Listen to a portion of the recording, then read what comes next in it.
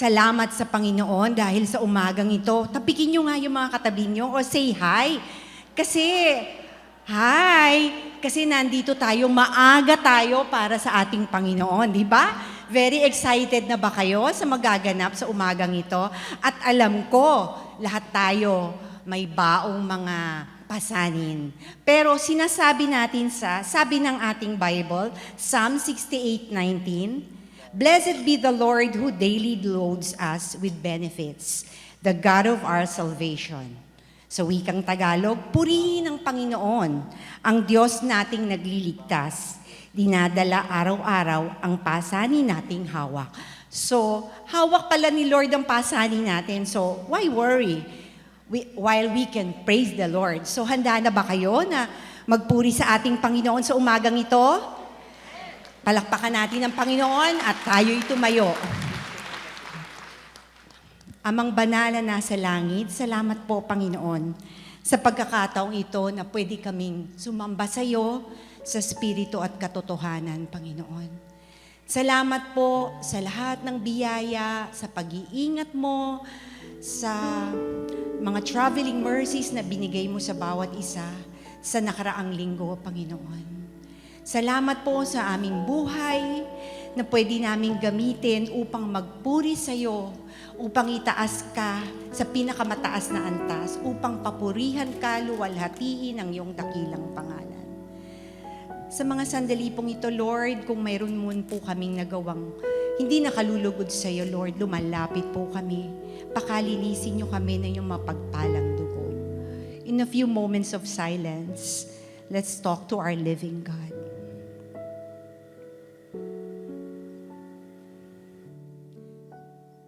Thank you, Jesus. Thank you, Father, that you are a forgiving and a loving God. Thank you for your love, for your steadfast love to us, Lord. Salamat po at sa umagang ito, pwede kaming magpuri sa bulwagang ito ng buong puso, ng buong espiritu at ng buong kaluluwa. Lord, gamitin mo ang mga awit, gamitin mo ang manunugtog, ang mananayaw, ang mga awit sa umagang ito, upang ikaw lamang ang maitaas, ikaw lamang ang mapapurihan, Panginoon. Ang lahat ng ito ay dinadalangin namin sa tanging pangalan ng iyong anak na si Jesus.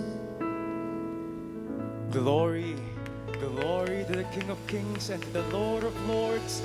Let all the earth rejoice. Let all the heavens resound His praises. So come, church, with hearts as one ay ating itaas ang ating dakilang Panginoon. Praise be to our God. Hallelujah.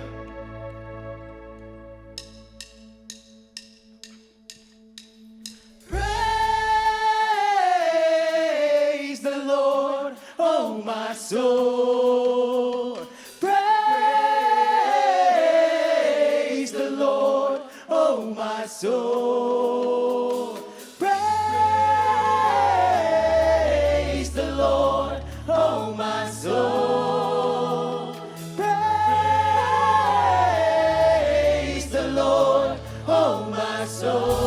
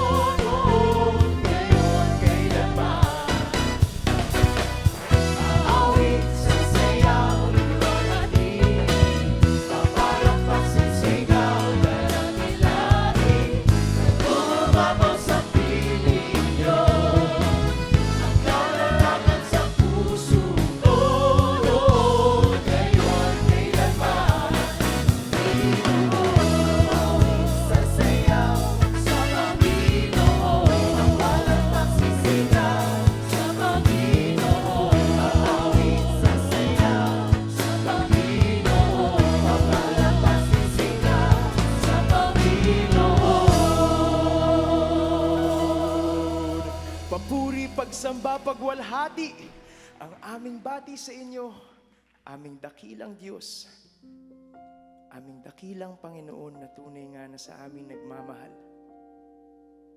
We praise you, Lord God, in every season of our lives. Iba't iba man ang aming pinagdaraanan, Panginoon. Iba't iba man ang aming pinanggagalingan. Alam namin na kayo ang Diyos na nag-iisa, na laging nagpaparamdam ng inyong pag-ibig sa aming buhay. Ang inyong pagsama, ang inyong pagyakap sa mga panahon na alam namin kailangan namin kayo, Panginoon. You never fail to be there for us. Kahit gayon na lamang, Panginoon, ang aming naisin sa umagang ito to celebrate your love, to celebrate your goodness in our lives. At wala kaming ibang ninanais, Panginoon, kung di ang inyong liwanag, ang inyong pag-ibig, ang makita sa aming puso, sa aming buhay. We surrender ourselves, Lord God, as we sing your praise, as we sing of your love. Tuloy namin itinataas ang aming sarili, Panginoon. We praise you, Lord God.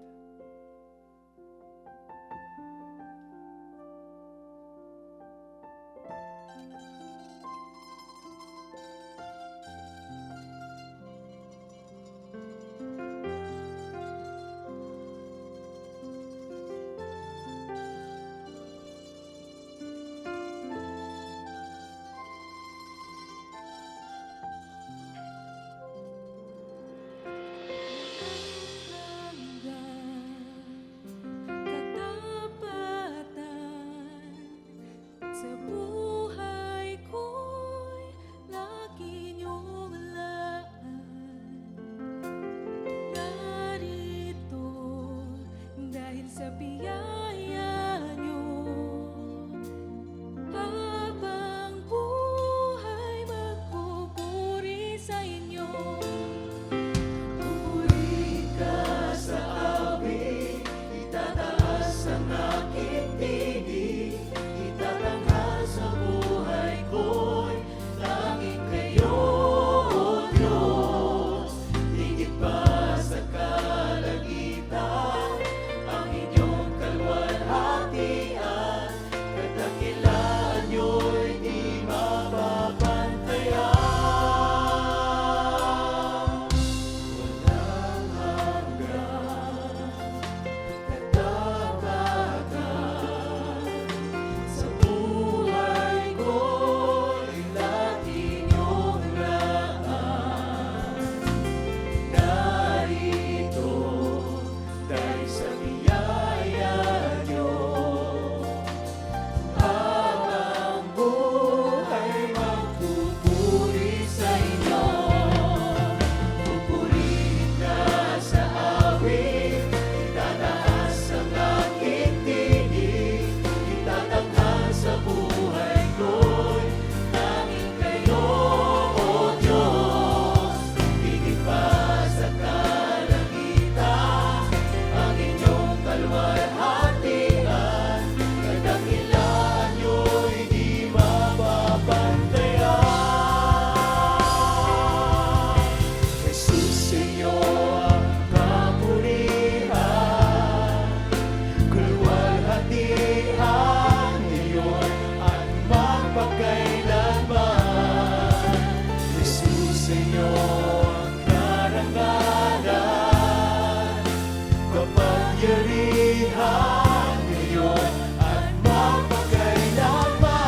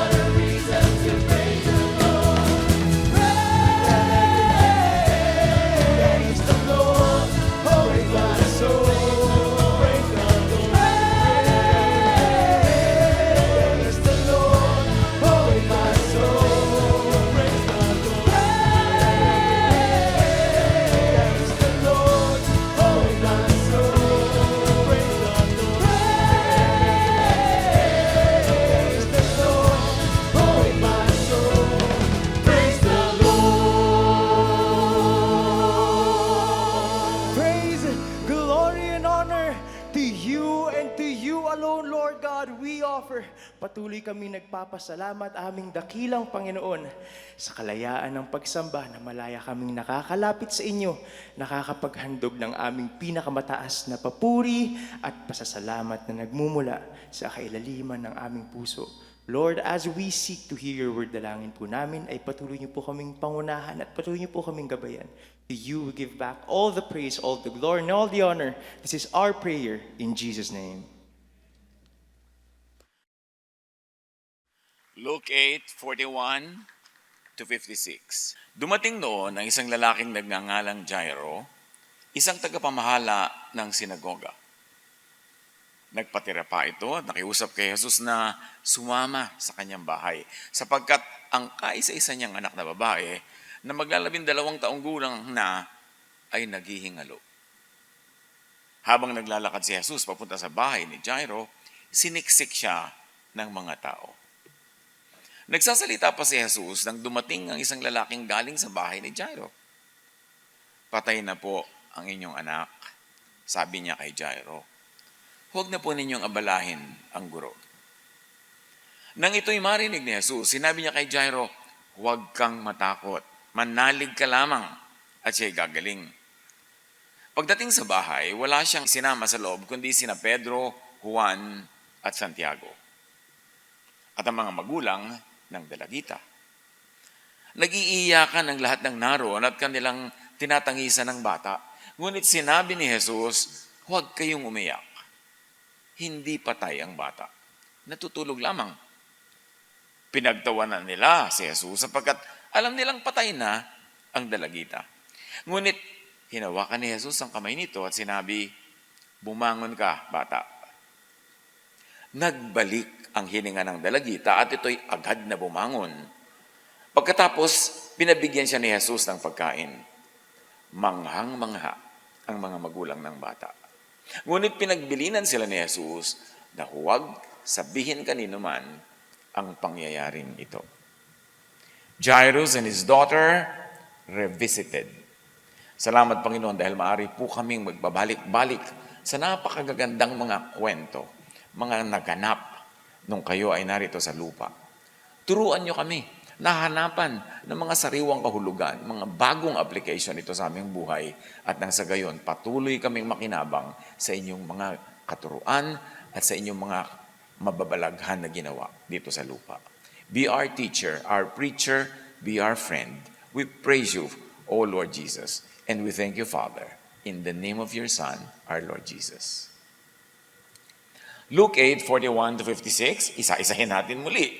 Then a man named Jairus, a synagogue leader, came and fell at Jesus' feet, pleading with him to come to his house because his only daughter, a girl of about 12, was dying. Isang miserabling kalagayan, magkasakit lang mga anak natin, kumisan natataranta na tayo, ito pa naghihingalo. At matagal na siguro naghihingalo ito dahil sobra na ang pagdurusa ng taong ito, ng ama. Daig pa siya siguro yung pagdurusa ng anak niyang may sakit. Salamat na lang at pumunta si Jesus sa kanilang lugar. As Jesus was on his way, the crowds almost crushed him. While Jesus was still speaking, someone came from the house of Jairus, the synagogue leader. Your daughter is dead, he said. Don't bother the teacher anymore. Hearing this, Jesus said to Jairus, don't be afraid, just believe, and she will be healed. Loaded ng kahulugan. Dalawa ang ipinagagawa sa kanya ni Jesus. Isang don't at isang do. Don't be afraid. And do believe. Gagaling, mabubuhay na muli ang iyong anak. Pagtuunan natin ang pansin ang sinabi ni Jesus na yan, belief. Sabi niya, just believe. What is belief? Belief is thought. And according to Jesus, thought heals. Belief, thought heals. In other words, thought creates and recreates the physical world, reality. Patay na yung bata, pero sabi ni Jesus, manalig ka. Mababago na yung pananalig ang nangyari sa kanyang katawan na namatay na siya. Nababago ng pananalig, nababago ng isip, ng iniisip, ng diwa, ang physical world. You can bend physical reality with thought, with faith. So the power of thought is really the focus of this story. But the power of thought is gravely underdeveloped, underused, even among the very religious. Ang nade-develop kasi lalo sa mga reliyoso, fear, yung kabaligtaran ng do not fear. Yung fear. Fear blocks and counteracts belief and power. It blocks recreation of reality. Nakaka-paralyze ang fear. Kasi oras na natakot ka na, nagapos, natali, nakulong ka na ng iyong takot, hindi ka na makakagawa ng dapat magawa. Ang isip ay sumasara, dumidilim, humihina, nawawala ng lakas, pag sinakmal ng takot. Anong dapat ginagawa ng mga tunay na mananampalataya? Believe in, think of, talk about what you want to happen. Dumating ang messenger from the house of Jairus, meron siyang topic. Topic niya, patay na ang bata, huwag nang abalahin pa ang guro. Let's give up, tanggapin ang katotohanan, ilibing na lang ang bata, huwag nang papuntahin pa si Jesus sa inyong bahay. Useless. Yun yung thought niya. Yun ang message niya. Yun ang topic niya. Pinalitan ni Jesus, sabi niya, believe, do not be afraid. Mabubuhay ang bata. Yun ang topic ni Jesus. Mga kapatid, pag pumupunta sa inyo ang inyong mga kaibigan, nagte-text, nagme-message, anong topic nila? Kayo mismo, pagka nagte-text o nag-share, nagpo-forward, anong topic nyo? Topic ba ng kamatayan, ng kawalang pag-asa, o topic ng pag-asa? Topic ng kagalingan. Kasi kung ano ang iniisip, yun ang magaganap. Depende, siyempre, kung malakas kayo mag-isip. Marami mga tao, ang lakas mag-isip sa nega. Yung ako, hindi matutuloy yan, mag-fail yan, walang mangyayari yan, babagsak ka, mabibigo ka, ganyan-ganyan. Negative ang thought. At maraming tao, ang lakas nila mag-isip pag negative.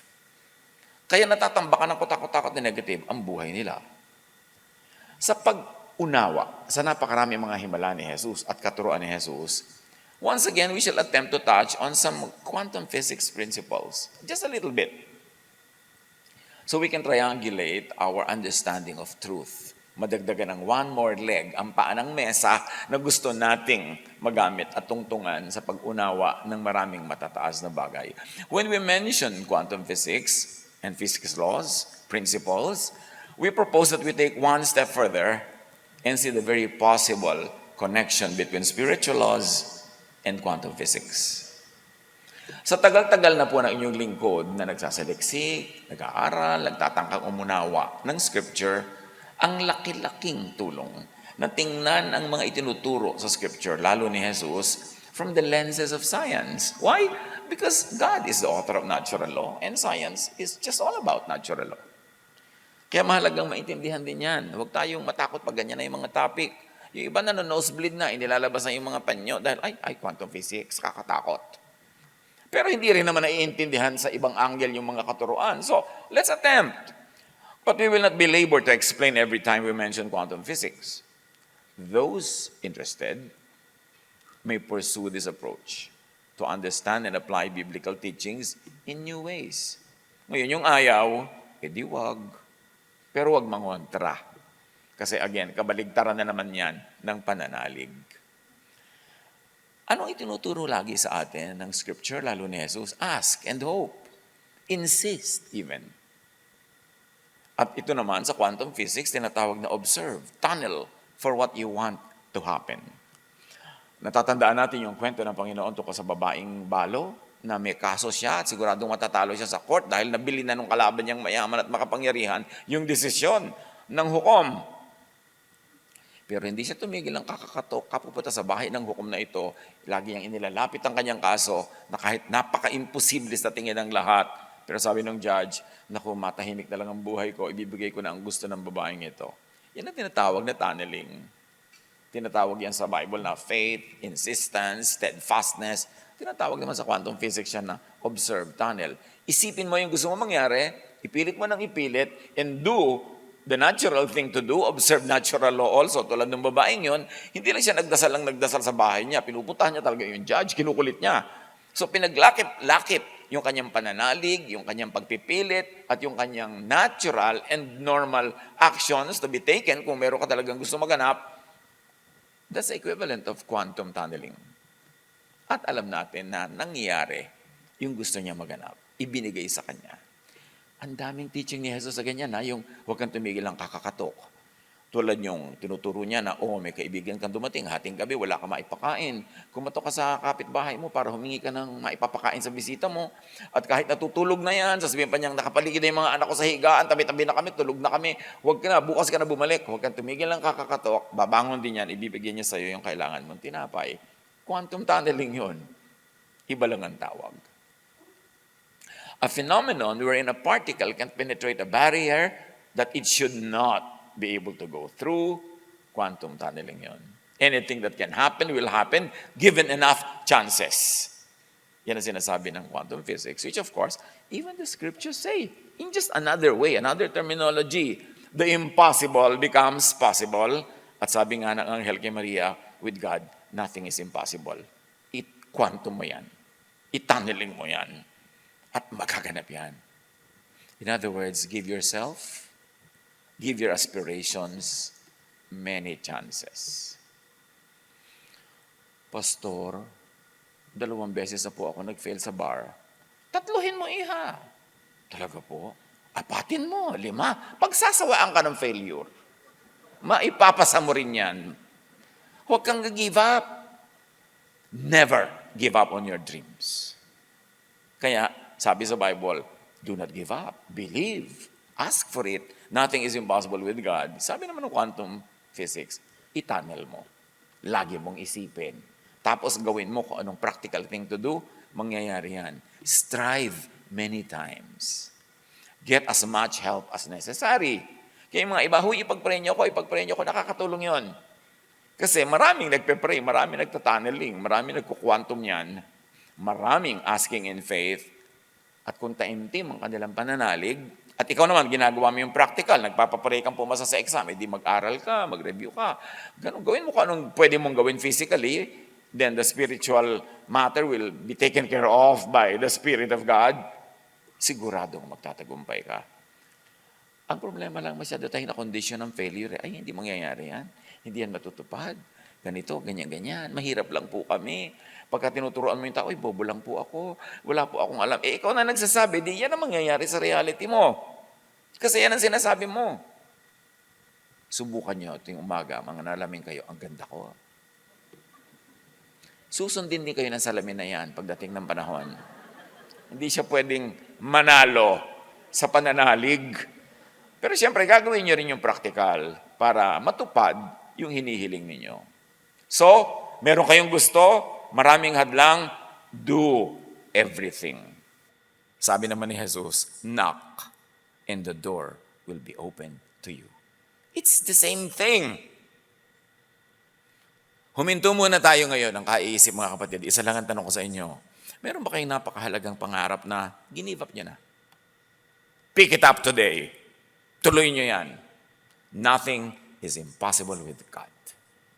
And nothing is impossible for those who believe. Paniwalaan ninyo yung mga gusto nyo maganap sa buhay nyo. Basta mabuti ha. Yung hindi masama sa kapwa, yung mabuti sa inyo. Kasi nga dapat nakasunod din yan sa kalooban ng Diyos. Hindi nakakontra. Pag pinaglakip-lakip mo yung kalooban ng Diyos, yung gusto mo, tapos yung natural law, ginagawa mo kung ano yung dapat, and then you focus on it, you pray for it, you think of it, you talk about it, you tunnel, you quantum it, imposibleng hindi yan maganap. Don't give up on your dreams, especially those that you really like to happen in your life. Yun ang ibig sabihin ng meron tayong pananalig sa Diyos. Katulad ng nandito sa ating illustration about this mini bundok. Sa normal life, kung meron kang napakalaking bola, kailangan mong iakyat doon sa bundok, hindi mo maiakyat-akyat, ang hirap-hirap. Ang tunneling, itong ginawa nung nasa baba, binangga niya ng binangga yung bundok, at sabi ng quantum physics, sa kauulit mo niyan, lulusot ang iyong bola, makakarating sa kabilang dulo. Yun din yung sinasabi, by faith, it will happen. Nothing is impossible. Agree ang scripture at saka yung science. Ano bang layman's explanation? Diyan sinasabi na yan at tunneling. Normally, if the height of the barrier is greater than the energy of the ball, you have to roll it up the hill. But in quantum physics, there is a phenomenon where the ball will just simply pass through the barrier.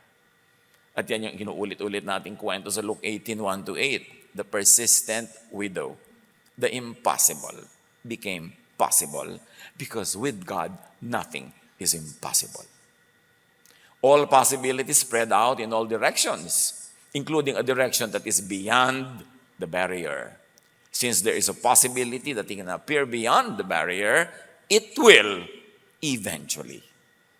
Sa pagsisikap mo, sa hindi mo pagsuko, sa pagpapatuloy mo, magkaganap yan. Paniwalaan mo. Ang pinakamalaking sagabal na matupad ang ating mga ginugusto at hinihiling, yung hindi tayo naniniwala sa sarili nating iniibig na mangyari. Tayo na mismo ang pumipigil sa ating sarili. Tulad ng gusto mong kumain sa isang restaurant, nasa labas ka pa lang, diba? Baka mahal, wag na lang dyan. Ikaw na mismo ang pumigil sa sarili mo. Baka hindi ako pwede dyan. Ang daming ganon. Yung pag may nakitang magandang lugar, baka hindi ako pwede dyan. Bakit hindi mo subukan? At pag ayaw pa rin nila, ayaw ka pa nilang tanggapin, magtrabaho ka doon, mag-empleyado ka, di nakapasok ka rin. Maraming paraan. But do not think of and do not glorify what you do not want. Tandaan nyo yan. We were created in God's image. And one of the meanings of that is that our thought has power. Our words have power. Sabi nga ng Panginoon, let there be light. O, nagkaroon ng light. Sinabi lang niya, nilikha tayo sa image ng God. Tapos sinasabi mo sa sarili mo, hindi naman siguro ako magtatagumpay. Mabibigo siguro ako. Siguro ganito, ganyan. E di yun nga ang matutupad kasi may kapangyarihan ang iyong salita. So sabihin mo lang yung gusto mo mangyari. Yung ayaw mo mangyari, huwag mong sabihin. Huwag niyong pag-usapan. Ang daming mga tao, pag nagtitipon-tipon, ang pinag-uusapan nila lagi, yung mga tao nakakainis. So nag-glorify yung mga deeds ng nakakainis. Yun ang nagiging reality mo. Naiinis ka tuloy.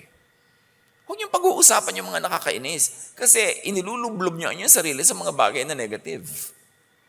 Ang pag-usapan yung mga, di ba sabi sa scripture, whatever is worth thinking of, whatever is noble, whatever is beautiful, whatever is holy, think about such things. Piliin kung anong pinapapasok sa utak at pinapalabas sa bibig at ginagawang topic sa mga discussions. Yan man ay electronic discussion or in-person discussion. Sa Matthew 8:13, then Jesus said to the Roman officer, go back home because you believed it has happened. And the young servant was healed that same hour. May lumapit kay Jesus. May sakit ang kanyang katulong. Inilapit niya. Sabi ni Jesus, umuwi ka na. Naniwala ka eh. Matutupad yung pinaniwalaan mo. At gumaling nga yung servant. Meron naman mga dadalaw sa'yo kumisan sa ospital. Pagtingin sa'yo, kawawa ka naman. Yung kilala ko, ganyan 3 araw lang namatay na. Lumayas ka dito. Magdadalaw ka, ang daladala mo, bad words. Kahit sa expression ng iyong muka, kahit nakita niyo yung saksakan ng payat, saksakan ng ganito, huwag naman kayo magpahalata. Dapat ang daladala niyo, positive spirit, hindi yung negative. Bantayan natin. Kasi even our facial expression are words in the spiritual realm. Matthew 21:22, you can pray for anything. And if you have faith, you will receive it. Mark 5:34, and he said to her, daughter, your faith has made you well. Go in peace. Your suffering is over. Hindi sinabi ni Jesus na, daughter, I made you well. Namnamin nyo yan. Sabi niya, your faith has made you well.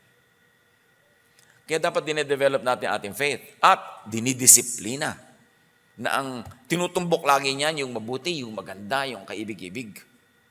Mark 9:23, sabi kay Jesus, Lord, if you can, pwede nyo kaming pagalingin. What do you mean if I can? Jesus said, anything is possible if a person believes. Siyempre, add obedience to natural law. Pag naniniwala ka, susuportahan mo yan ng practical actions. Naniniwala kang gagaling ka, kainin mo yung mga pagkain na nakakapagpagaling, gawin mo yung lifestyle na nakakapagpalakas ng katawan, sasamahan mo siyempre ng practical action. But your faith, your thought, and your relevant work create and recreate your reality. May mga tao, lumalaki sila sa isang pamilyang saksakan ng dukha. Talagang napakahirap, miserable. Ano ba, 5, 6, 7 sila magkakabatid.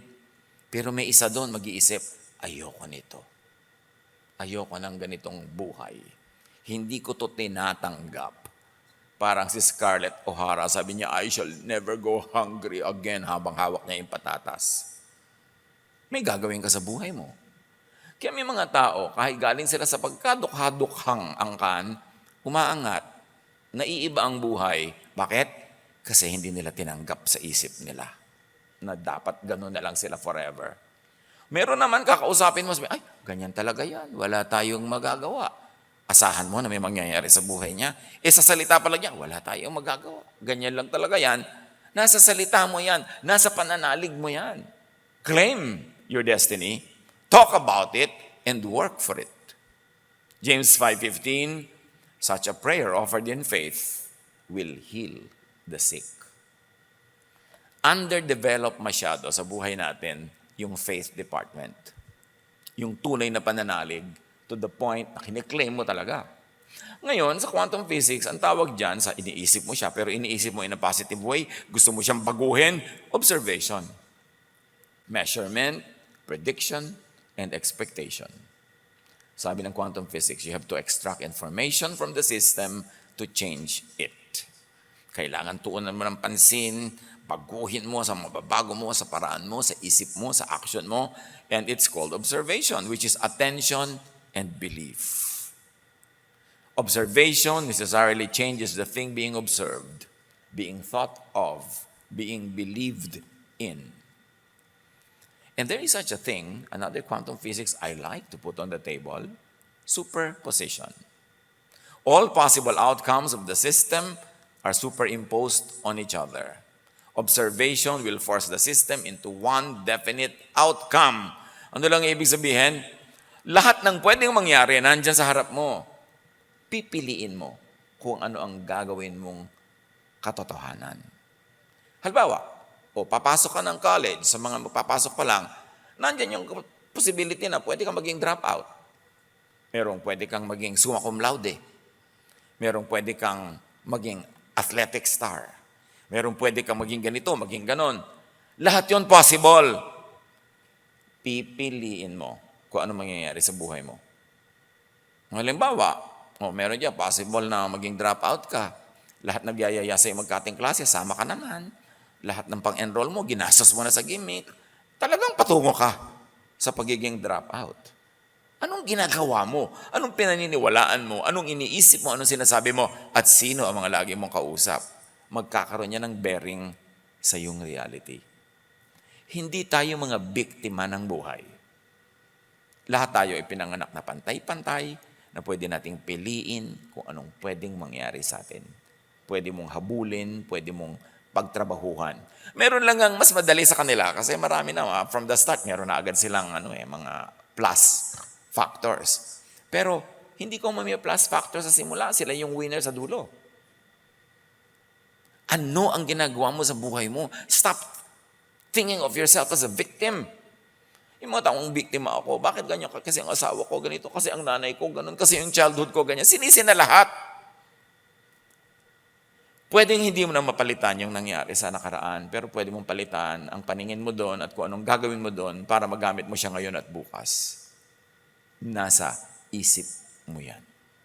Meron pang tinatawag na placebo effect. Alam na ng marami sa atin yan. Maraming experiments noon at patuloy ginagawa yan. May mga pasyente na pinapainom ng hindi naman talaga gamot. Pero pinaniwala silang gamot yon at nangyayari ito sa mga hospital and clinic settings. Dahil yung pasyente naniniwalang uminom siya ng gamot, kumagaling nga. Dahil naniniwala siya. Yun ang placebo effect.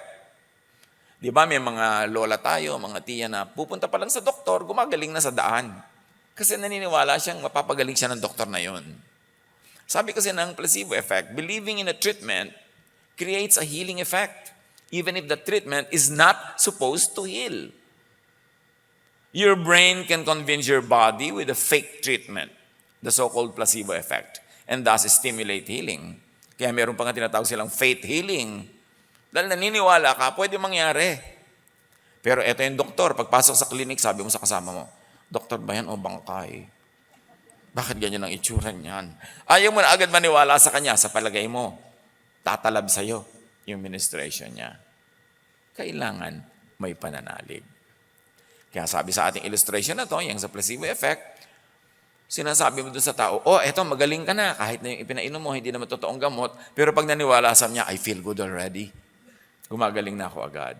A fake treatment can make someone better simply because they expect it to help. Self-treatment with and by your mind is possible. Belief heals the believer. Now, I want you to take some caution in this department. Kasi meron naman mga ginagamot mo. Sabi niya, hindi ko na kailangan ng gamot, gagaling na ako. I cannot contest that kasi kung may ganun kang pananalig. Pero bakit? Hindi mo na rin inumin yung gamot. Total, naniniwala ka. Di isama mo na sa paniniwala mo na makakatulong sa iyo yung gamot.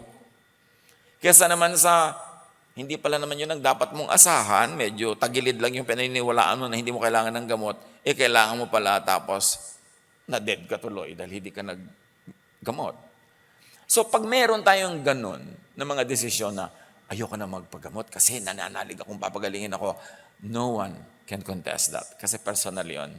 Pero ang suggestion ko lang, total naniniwala kang gagaling ka, edi inumin mo na rin to. Total, hindi naman yan lason. Professional naman na nag-a-advise sa'yo at meron naman yung efficacy according to its history. So why not include it in your regimen para lalo kang gumaling? Kasi marami din tayo nababalitaan na ganyan naniniwalang papagalingin sila, tapos namatay. Siyempre, sasabihin nila, pag namatay, God's will. Wala kang magagawa sa ganong klaseng pananaw sa buhay.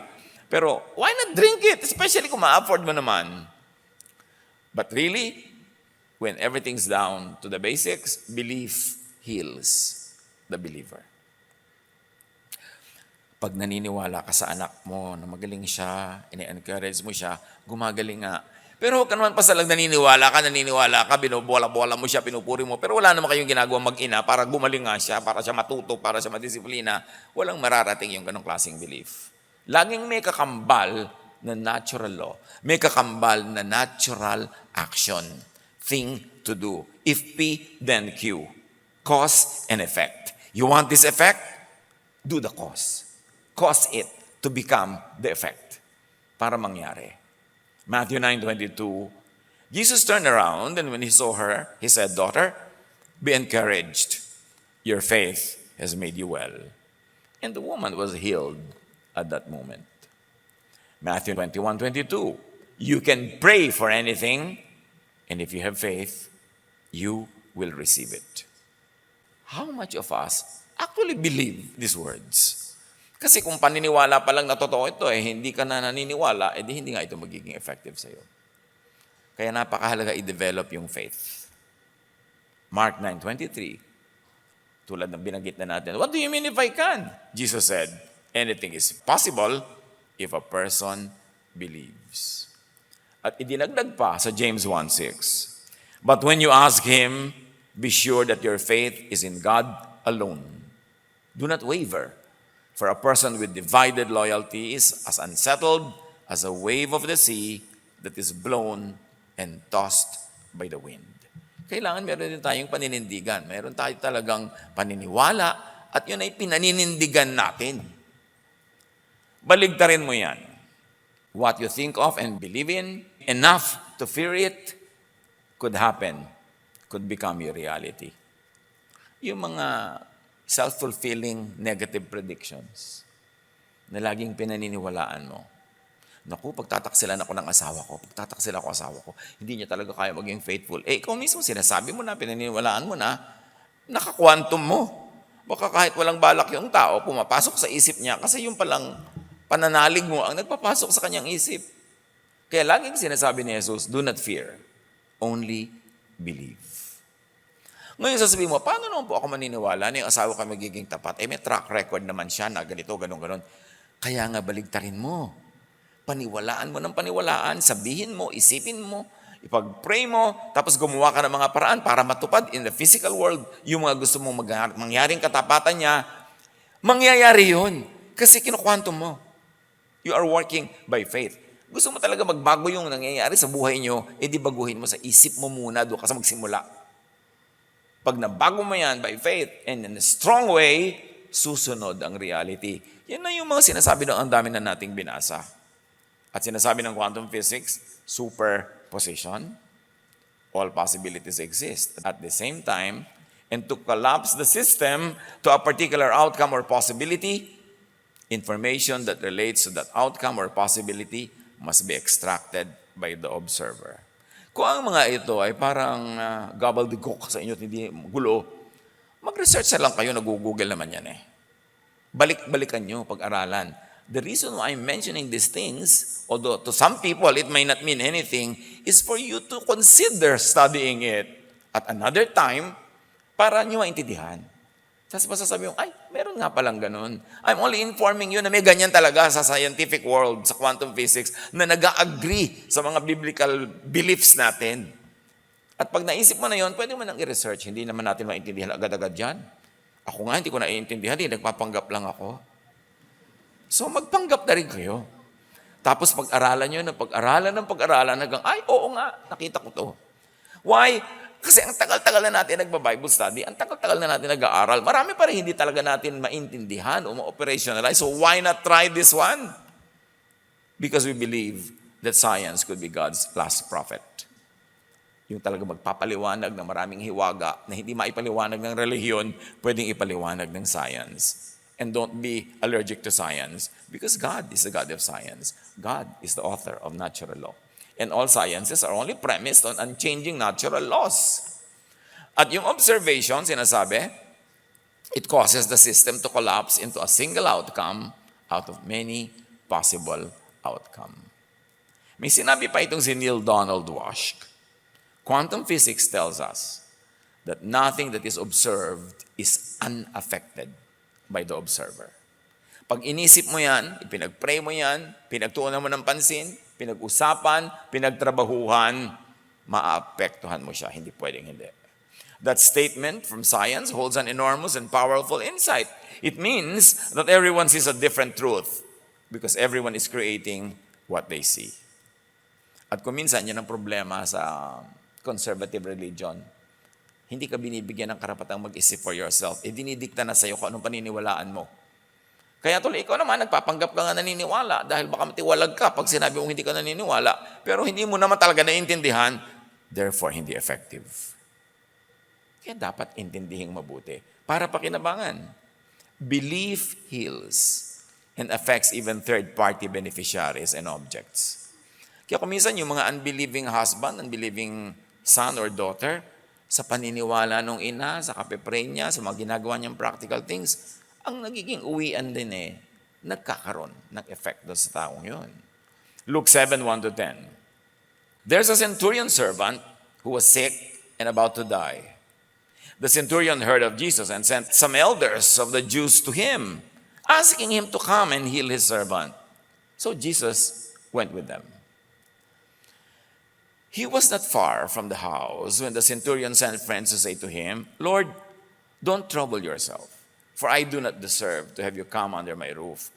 That is why I did not even consider myself worthy to come to you. But say the word, and my servant will be healed. Una, naisip nitong mayaman na ito na makiusap kay Jesus, nagpadala siya ng delegation, pakisundo, sabi niya magpunta naman dito sa amin nang mapagaling niya itong aking mahal na katulong. At nung papalapit na si Jesus, pinasalubong na naman niya, sabi niya, huwag na po kayong tumuloy. Ganon na lang ang pananalig ko sa inyo na hindi nyo na kailangan lumapit at pumunta rito. Just say the word and my servant will be healed kahit kayo malayo. When Jesus heard this, he was amazed at him. And turning to the crowd following him, he said, I tell you, I have not found such great faith even in Israel. In other words, sabi ni Jesus, aba, nagkukwantum siya. Huwag na daw akong pumunta, hindi ko na kailangan lapitan, pananalig lang, sabihin ko lang, magaganap. Then the man who had been sent returned to the house and found the servant well. Nakita nyo, iba-iba yung instances. May mga babaeng humihipo kay Jesus na laylayan ng damit niya. May mga may sakit na huhabol-habol sa kanya, hinihipo siya. Ito naman, sabi ng isa, kahit hindi na kayo magpunta, sabihin nyo lang, magaganap na. So, kaya long distance, kaya short distance, kaya malapit, kaya hindi malapit, basta may pananalig, effective. Why? Because God fills the universe with His Spirit. Walang malayo, walang malapit. Ang point lang, nananalig ka ba? And another teaching of quantum physics is quantum entanglement. Many of us will be able to relate with this. When two or more particles link up in a certain way, no matter how far apart they are in space, their states remain linked. Kaya katulad doon, yung master related siya sa servant, tapos related siya kay Jesus by faith. Kahit malayo si Jesus, naging malapit din. Affecting one of the particles instantly affects the other. Maraming mga nanay na may mga sundalong anak na yung anak nila nabaril o may nangyaring kung ano man, tapos nararamdaman nila. Minsan napapanaginipan nila, o kung minsan gising na gising sila, biglang nabubuo sa isip nila, nakikita nila yung mga images nangyari sa kanilang anak, kasi yan yung tinatawag na quantum entanglement. Pag meron kayong talagang relasyon, you're really related, emotionally, spiritually, other ways, whatever happens to one is felt by the other. In fact, also, at a point, up to a point, happens to the other. One event will impact another even if these are far apart.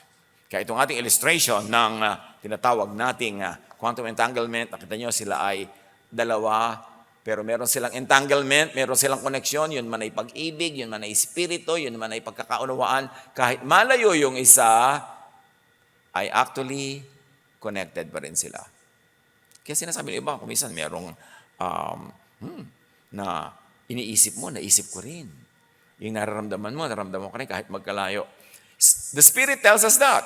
The Bible tells us that. And interestingly, quantum physics calls it quantum entanglement. So, ituloy natin ang kwento kay Jairus. Siya nga pala, may Jairus tayong topic. When he arrived at the house of Jairus, he did not let anyone go in with him, except Peter, John, and James, and the child's father and mother. Works of and healing by faith is best done away from doubters, from opposition, and it's best done with believers. Kaya laging kasabihan, walang kokontra. Kasi pag may nangongontra spiritually, may effect. Mataas na teaching to. Napaka-importanting maintindihan. Anong effect niyan sa buhay natin? Anong practical application, mga kapatid? Lumayo sa mga kontra. Gusto niyo mag-aral, may nangongontra sa inyo? Hindi ka makapag-aral, walang yan, hindi mo may matatapos, layuan nyo yan. Kasi, siya ang sasagabal sa inyong quantum. Siya ang sasagabal sa inyong faith. Siya ang sasagabal sa inyong practical actions. Lumayo sa mga kumukontra. Kung kinokontra kayo, sa mabuti naman na gusto niyong gawin, pero siya nangongontra. Pero kung masama yung gusto niyong gawin, kinokontra niya kayo, blessing siya sa buhay natin. So pinipili niyo rin. Ano ba? Bakit mo ko kinokontra? Ba't mo kinokontra ang aking pangarap, ang aking panaginip? Hindi naman yan masama. Hindi makakasama kahit kanino. Acts 18:6. But when they opposed and insulted him, Paul shook the dust from his clothes and said, "Your blood is upon your own heads. I am innocent. From now on, I will go preach to the Gentiles."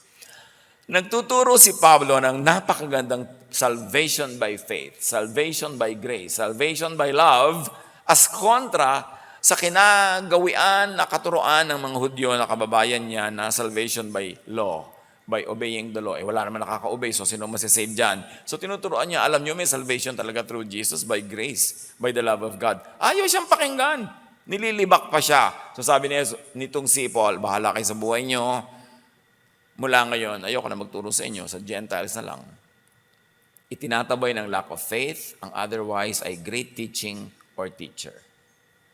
Mga kapatid, pag nakakarinig kayo ng teaching, lalo kung pinanggagalingan naman, meron namang history of credibility, meron namang history of training or education, or meron naman siyang body of works na magpapatunay na isa naman siyang seryosong scholar o mapag-aral, maniwala muna kayo at makinig bago kayo huwag maniwala at limakin siya.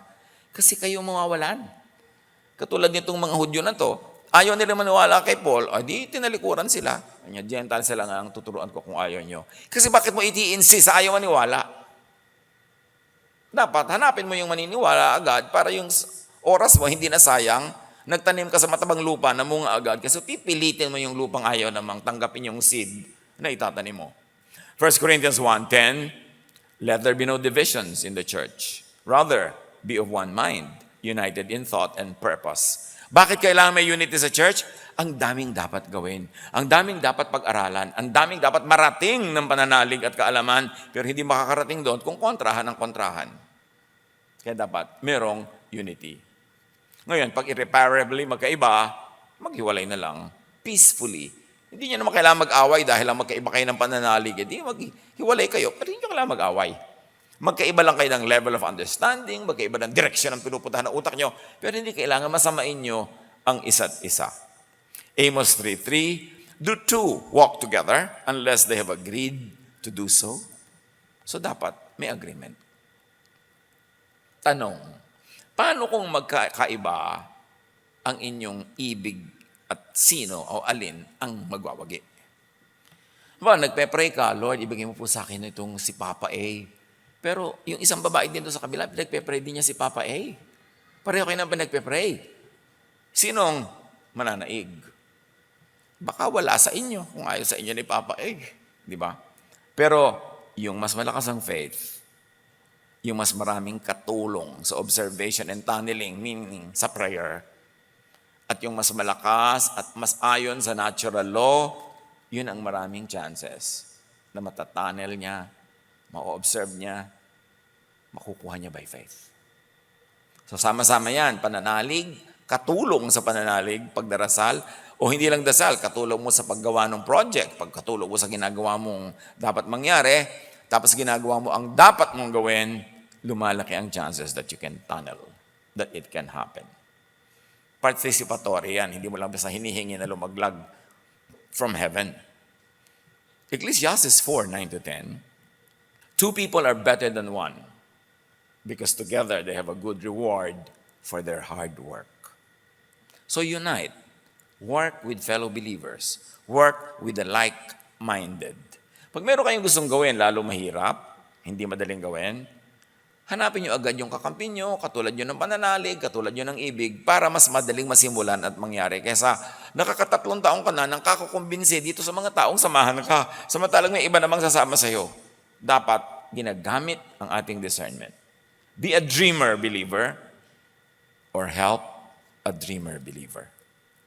At any given time, mga kapatid, meron tayong gustong mangyari, meron tayong pinapangarap, meron tayong nilulunggati, meron tayong gustong mangyari, or merong kapwa natin na gano'n ang kanyang gusto, tulungan natin siya.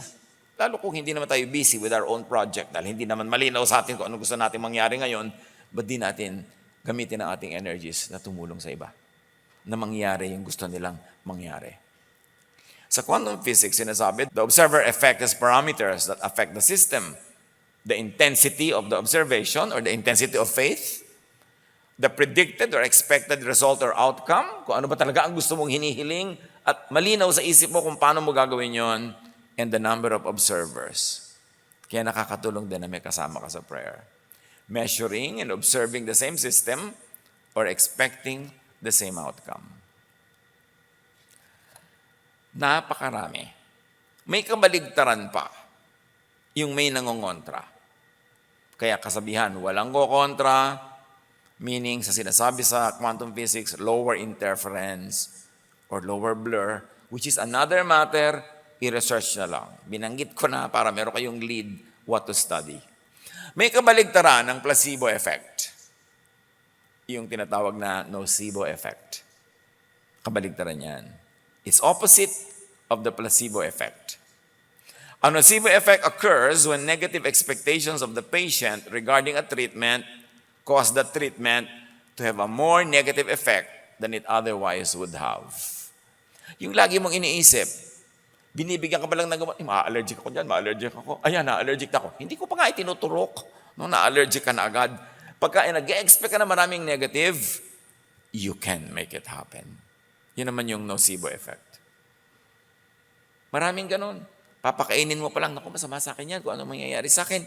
Mangyayari nga dahil lagi yun ang pinapasok mo sa iyong isip.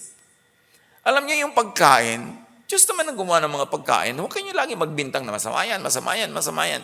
All in proportion, all in moderation, and all in timing. Pero wala naman siguro talagang as it is, masama yung pagkain na yun. Pero pag minamasama mo, lalo na yung kakain ka, mahilig siya mag-diet, yun ang lagnat niya ngayon, mag-diet. May kakainin ka, titingnan ka, kakainin mo yan? Bad yan for you. Lumayas ka dito, ito ka sa kabilang mesa. Kung bad sa'yo, sa'yo na lang. Sa akin, good. Yung binabad trip ka, kakain ka nga. Nagsisimula ka palang kumain kung ano na ibibigay sa'yo. Alam mo yung kilala ko, kumain niya, namatay. Alam mo, may kilala rin ako kamo, nagsasabi niya, siya ang namatay. Gusto mo, i-quantum kita. Maraming mga negative eh. Suriin nyo nga mga kapatid, yung mga tao sa buhay nyo, yung mga karakter ko negative. Ang hirap eh, lalo kung asawa mo, o nanay mo, o kapatid mo. Pagka north ka, south siya. May kilala kayong ganyan? Pag gusto niyo kumain ng malamig, gusto niya mainit. Pag gusto niyo maligo, ayaw niyang maligo. Laging kabaligtaran, yung buong buhay mo, pagod na pagod kang kumbinsihin lang siya na sumama siya. Identify niyo yon and keep distance. Kasi walang mangyayari sa buhay niyo. The nocebo effect refers to the observation that expectation of sickness or even death may promote such an outcome. In effect, that the power of belief results also in negative outcomes. The negative belief of the person will be self-fulfilled. So, i-review nyo kung anong mga pinaniniwalaan ninyo. Lagi na yun, Pastor, end of the world na po ba? So, tigilan nyo na nga. Pagod ako. 40 years ko nang sinasagot yan eh. Kung mag-end of the world, di mag-end. Ano magagawa mo? Mapipigil mo ba? Hindi po. Di huwag mo nang isipin. Pag-enjoy ka ng buhay, pag-enjoyin mong iba, para mag-end ang world, at least sulit ka. At kung hindi nag-end, lalong sulit ka. Why are you always talking about such negative things that you cannot control anyway? Naku, darating na po yata si Jesus. Bakit? Kasi po, ang dami na pong lindol, ang dami na pong mga gumuguhong mga bundok, ang dami nang nalulunod. Ibig mong sabihin, pag darating si Jesus, sasabihin niya sa mga ushers, magpalindol na kayo, pumatay na kayo ng mga tao, magpuputo kayo ng mga bulkan dahil darating na ako. Ganun ba si Jesus? Ano ba pinag-iisip natin tungkol kay Jesus? Mga itinuturo sa atin ng religion na takutin tayo ng takutin. Anong kinalaman kung darating si Jesus na kailangan maraming mamatay? Anong practical knowledge ang magsasabi sa iyong maganda yan? Sasabihin ni Jesus, darating na ako, lunurin na ang mga 3 continents. Pagputukin lahat ang bundok, pasabugin lahat ang mga lason sa mga pabrika, pasabugin ang mga sakit. Bakit po? Darating na ako eh. Yun, review your faith. Kasi ang daming negative.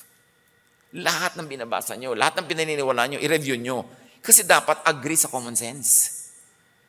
Yung common sense mo, every single cell in your brain tells you, wala yatong sense. Pero dahil sabi ng relihiyon, papaniwalaan mo na agad talaga.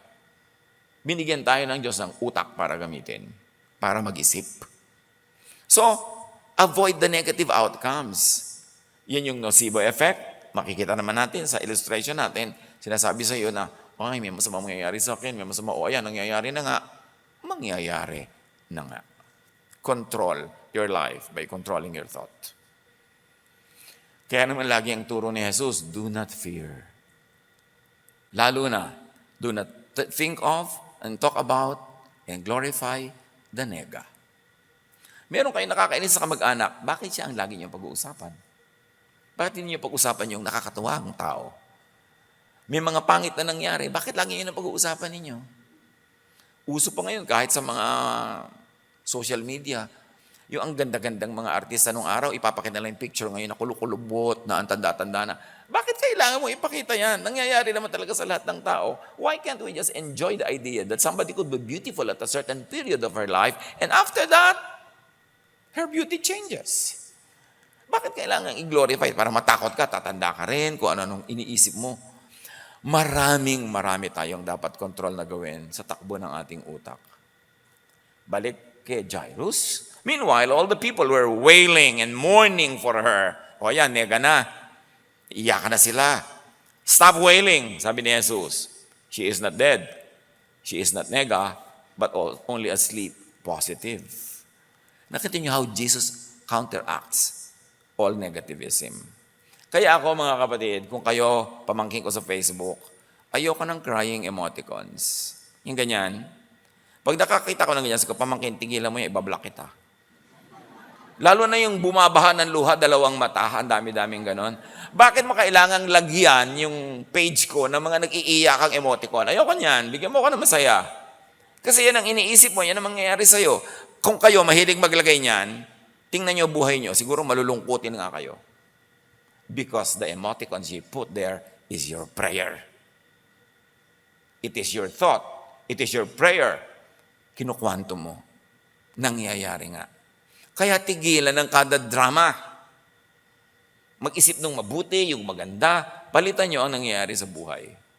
So, pinagtawanan si Jesus. They laughed at him knowing, meaning believing, observing, tunneling, that she was dead. Mga unbelievers, doubters, kontra. Pero actually, dead naman talaga. Sanay naman talaga silang may mga dead. Kaya hindi mo naman sila masisisi na maniwalang dead nga yung babae. Pero, eto yung point once in a while, expect miracles. Kahit once in a while, huwag mong tanggapin yung reality kung may better reality that you can think of, that you can quantum, that you can pray for. Huwag mong laging tanggapin, ganito na talaga ako kasi. Huwag mong laging ganun, magbigay ka ng kahit konting puwang sa pag-asa na maiba yan, na yung patay ay mabuhay, yung mahirap ay magkapera, yung hindi masyadong matalino ay maging bright, na ikaw ay maging binibining kangkungan. Kung talagang hindi ka naniniwala na pwede ka maging binibining something else. Paniwalaan mo naman, huwag mong ilimit ang sarili mo. Lalo pa ngayon, si Jesus na yung kaharap nila May track record na nga si Jesus, kaya nga pinuntahan ni Jairus. Alam na nila na may nagagawa. Sila naman, ayaw pa nilang payagan si Jesus na gawin yung kayang-kayang gawin ni Jesus. And even in our lives, maraming pwedeng gawin si Jesus. Alam natin na pwede niyang gawin. Pinapaniwalaan ba natin? O pinagtatawanan? Dinidismiss ba natin o binibigyan natin ng chance? Give yourself a chance. The chance na maiba-iba ang nangyayari sa iyong buhay.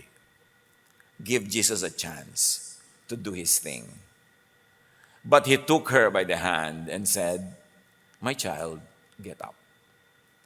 So by the power of Jesus' belief, words, and expectation, her spirit returned, and at once, she stood up.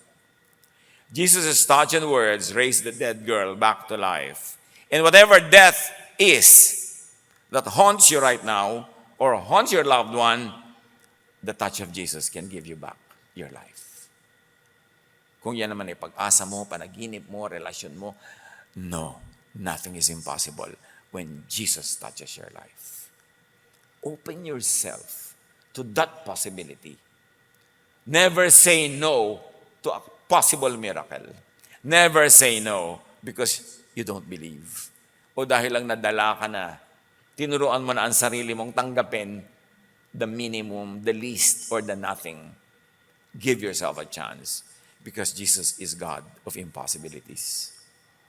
Kaya tayo may pananalig. Operationalize that. Gusto nyo through the road of religion, of faith, or through the road of science, pareho lang yan. Pwede mangyari. James 5:16, the prayer of a righteous man, or woman, syempre, the prayer of a righteous person is powerful and effective. At ang righteous dyan is by Jesusness, not by Phariseesness. Kasi again, pag sinabi ng mga righteous, prayer of a righteous daw is powerful. Ano ba yung righteousness? Baka tungkol na naman yan sa law, hindi yan ang tinutukoy ni James. Luke 7:14-15. Then he walked over to the coffin and touched it. May patay kasing ililibing And the bearer stopped.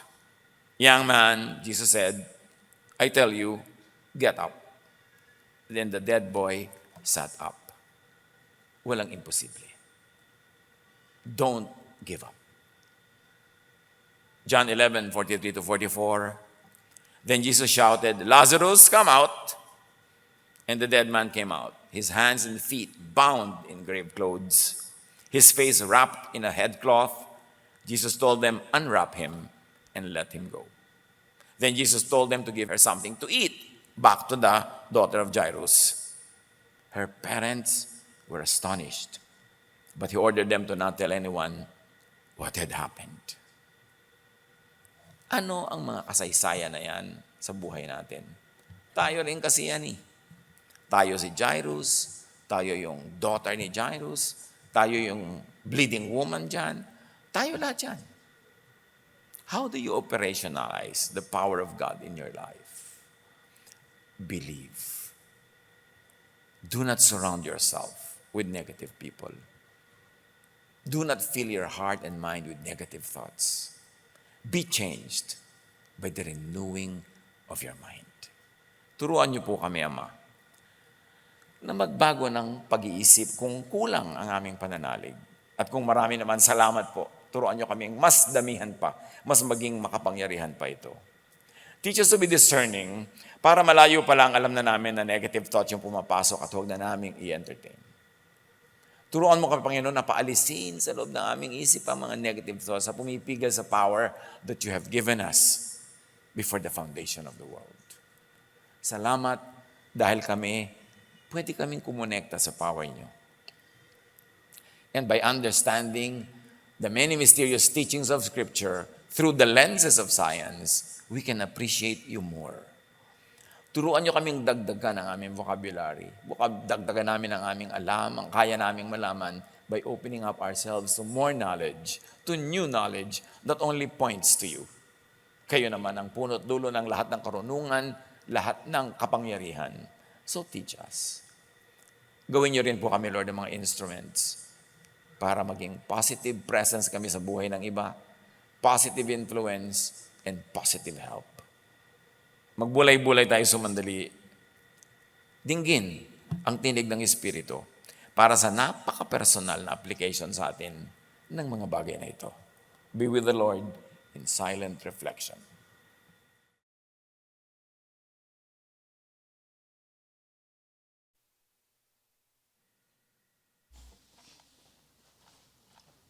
Samahan niyo po akong manalangin ng pasasalamat sa ating Panginoon. Dakilang Ama, Diyos ng kataas-taasan, El Elyon, pinupuri at pinasasalamatan namin kayo sa mga bagay-bagay na binigay niyo sa amin sa pang-araw-araw. Mga biyaya, pagpapala na aming tinanggap ng buong puso. Maraming salamat sa paggabay niyo sa aming mga gawain upang kami ay maiwaksi sa anumang sakuna at kasalanan. Sa patuloy naming pagtanggap ng mga hain sa aming mga kainan, na siyang nagbibigay ng kalusugan at kalakasan sa aming mga katawan, na siyang nagbibigay ng serbisyo sa inyo, O Ama.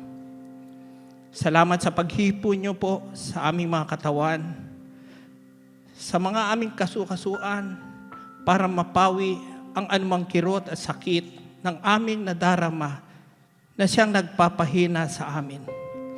Tayo po ay manahimik at magbigay ng personal na pasasalamat sa ating Panginoon.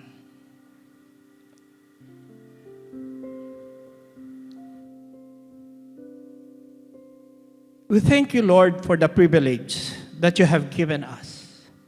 The privilege to bring our tithes and offerings to your storehouse as your children. We very well understand that our offerings are not just financial transactions, but an act of worship and trust. Help us to give cheerfully, not of compulsion or obligation, but of expression of love, gratitude to all you have done for us. Bless these offerings that we may be the channel of blessing to others. To you, Father El Elyon, we give you all the praise, honor, and glory. In Jesus' name, all this we pray, according to your will.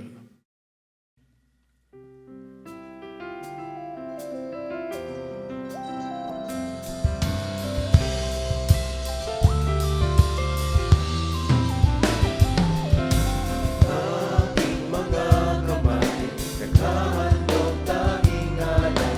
Mula sa puso ko'y dikit na sa salamat na hatid. Upang salita niyo ay palaganapin, mapalawak ang makalangin na gawain. Ang tinig na umaawi, mga papuri ang inihahatid. Masasalamat at sinasabi, kagalak ay walang pati. Buong saya ibinabalik, mga biyayang galing sa langit. Bunga ng mayaman, inyong pag-ibig. Ang aming alay, O Diyos, ay tanggapin. Handog na pinakamahina ang aming dadalhin. Lahat ng ito sa iyo din ang galing. Nagalaan tungo sa iyong gawain.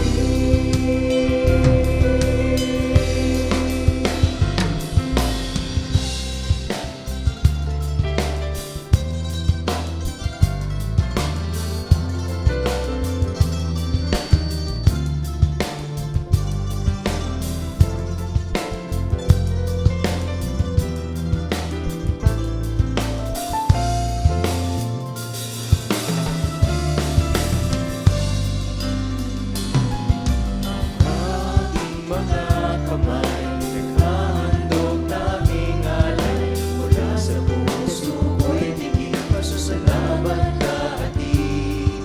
Upang salita niyo ay palaganapin, mapalawak ang makalangin na gawain.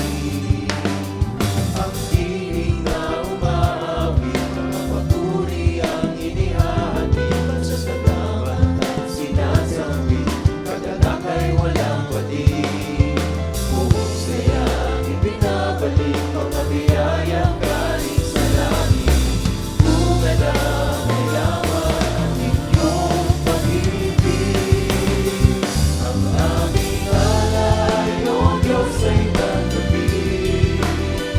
Handog na pinakamahina ang aming dadalhin. Lahat ng ito sa iyo din ang galing. Nagkalaan tungo sa iyong gawain. Ang aming alay, O Diyos, ay tanggapin. Handog na pinakamahina ang aming dadalhin. Lahat ng ito sa iyo din ang galing. Nakalaan tungo sa iyong gawain.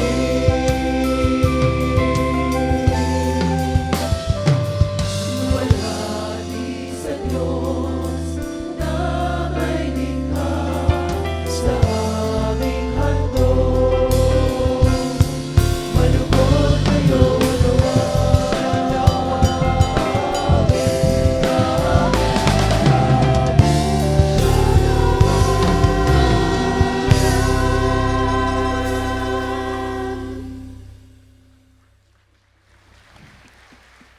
Ang katatapos pong mensahe ni Kuya Ed Lapis ay pinamagatang Jairus and his daughter revisited. Mamayang second service naman po, ibabahagi ni Kuya Ed Lapis ang mensaheng may pamagat na The Healed Woman Revisited. Para po sa ating mga announcement, ngayon naman po, nais po nating i-acknowledge ang presensya ng ating mga kapatiran mula sa Day by Day Binondo sa pangunguna po ni Pastor Jonathan Escobido. Pwede po ba sila nating mahilingang tumayo? Binabati po natin sila sa kanilang 12 anibersaryo. Happy anniversary po! Kasama rin po natin ngayong umaga si Pastor Mervin Abuencia, ang pastor ng Day by Day sa Auckland, New Zealand, all the way from New Zealand. At isa pa rin po, nakasama po rin po natin ngayong umaga, ang ating kapatirang Awakening Group sa pangunguna ni Pastor Rolando Garcia. Tayo po ay magsama-sama dito sa Grand Bulwagan ng Panginoon one Sunday every month. Sa iba pong mga linggo at maging sa ibang araw, tayo po ay inaanyayahang dumalo sa ating mga mini bulwagan worship gatherings. Para sa mga detalye, maaari po nating bisitahin ang mga mini bulwagan tables sa ating paglabas. Join a day-by-day sambahay, a weekly gathering in a home for small group, Jesus study, and fellowship. Sumali din po sa ating online Jesus studies, kaliwanagan adult Bible classes at peer groups. Para po sa mga detalye, bisitahin ang ating sambahay at education ministry tables sa lobby. Sa darating pong December 10, magkakaroon po tayo ng bloodletting dito sa Bulwagan ng Panginoon, PICC. Pangungunahan tayo ng Philippine Red Cross. Welcome po ang lahat ng nais mag-donate ng blood. Magkita-kita po tayong muli sa ating Jesus Celebration, December 10, 2023, dito sa Bulwagan ng Panginoon, PICC. Para sa mga balitang day by day, panoorin po natin ito.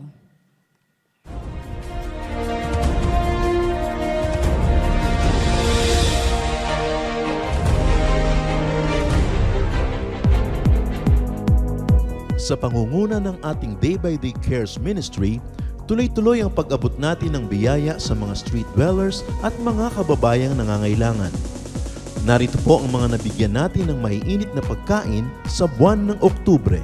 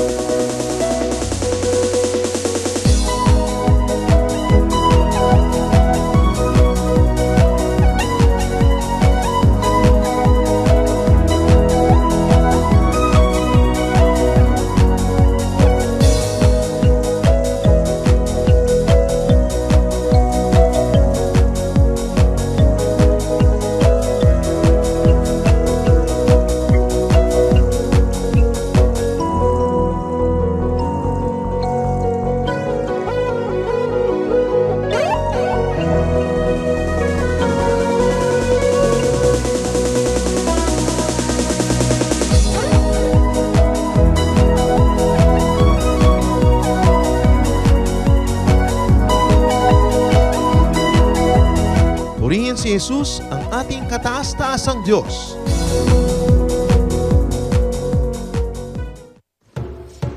Sa paanyaya ng Philippine Embassy sa Pretoria, South Africa, ang Kaloob Philippine Music and Dance Ministry ay magtatanghal ng mga katutubong sayaw ng Pilipinas sa University of Pretoria Aula Theater sa November 26, 2023. Magkakaroon din ng seminar at workshop on Philippine music and dance sa pakikipag-ugnayan ng mga pangunahing cultural institutions sa Pretoria. Ngayong 2023 ay ipinagdiriwang ang ika-30 anibersaryo ng diplomatic relations ng Pilipinas at South Africa. at hinirang ng ating pamahalaan ang kaloob bilang kinatawan at Ambassador of Goodwill ng Pilipinas sa mahalagang okasyong ito. Ngayong pong November 5, mamayang 3 p.m. ay itatanghal ang kaloob sa South Africa. Pre-departure performance dito sa Bulwagan ng Panginoon PICC Reception Hall. Ang lahat ay inaanyayahang dumalo, manood at sumamang italaga at ipanalangin ang misyong ito ng kaloob. Entrance is free! Mabuhay ang pagkakaibigan ng Pilipinas at ng South Africa!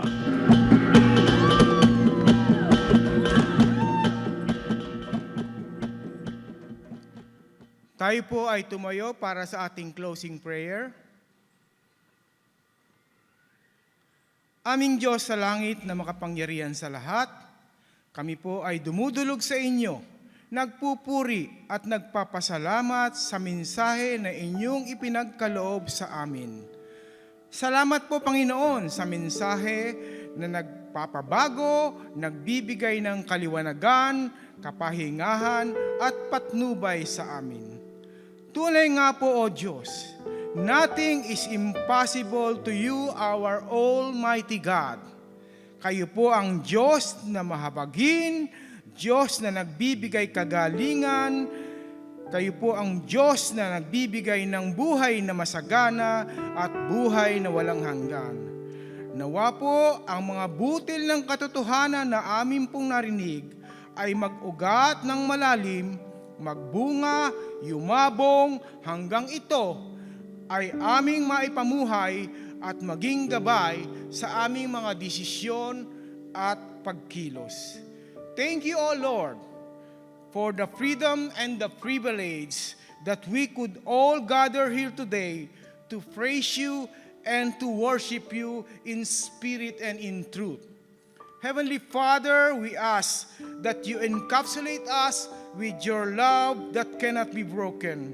Forgive us all our iniquities and heal all our diseases.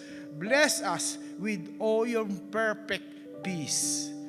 To you, dear brethren, in this place, as we depart from this place, may the unfailing love of the Father, the amazing grace of the Lord Jesus Christ, and the sweet fellowship of the Holy Spirit be with you, not only today, but day by day.